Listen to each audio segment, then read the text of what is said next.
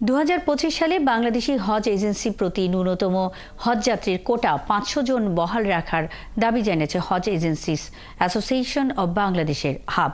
এর আগে এক চিঠিতে সৌদি হজ ও উমরা মন্ত্রণালয় থেকে বাংলাদেশি হজ এজেন্সি প্রতি ন্যূনতম হজযাত্রীর কোটা 1000 জন নির্ধারণ করার কথা জানানো হয়। সকালে ঢাকা রিপোর্টার্স ইউনিটিতে এক সংবাদ সম্মেলনে হাব নেতারা বলেন, 2021 সালের জাতীয় হজ ও উমরা আইন অনুযায়ী এজেন্সি প্রতি সর্বনিম্ন হজ যাত্রীর কোটা 100 জন ও সর্বোচ্চ 300 জনের বাধ্যবাধকতা রয়েছে। তবে এবারের হজে সৌদি সরকার এজেন্সি প্রতি প্রথমে 1000 পরে 500 জনের কোটা নির্ধারণ করে দিলেও এ মাসের 4 তারিখ তা আবারও 1000-এর কোটা নির্ধারণ করে দেয়। হজ যাত্রীর কোটা 1000 সম্পূর্ণ অযৌক্তিক ও অসম্ভব উল্লেখ করে হাব নেতারা বলেন, সৌদি সরকারের এই নিয়ম না বদলে এবার হজের সব ধরনের কার্যক্রম পরিচালনা থেকে বিরত থাকবেন তারা। অন্তর্বর্তী সরকারকে উদ্দেশ্য করে তারা বলেন, সবকিছুতে পরিবর্তন এসেছে, হজ ব্যবস্থাপনায়ও পরিবর্তন আনতে হবে।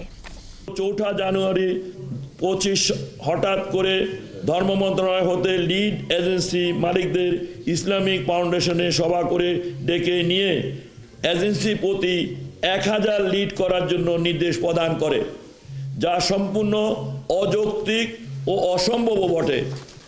15-20টি এজেন্সি 1000 যাত্রী বাড়ি ভাড়া, ট্রান্সপোর্টেশন, মিনা আরাফা মুজদালাফায় তাঁবু সেবা নিশ্চিত করা, শুদ্ধভাবে হজের কাজসমূহ একজন ব্যক্তির মাধ্যমে সুষ্ঠুভাবে সম্পাদন করা ব্যবস্থা করা প্রায় অসম্ভব।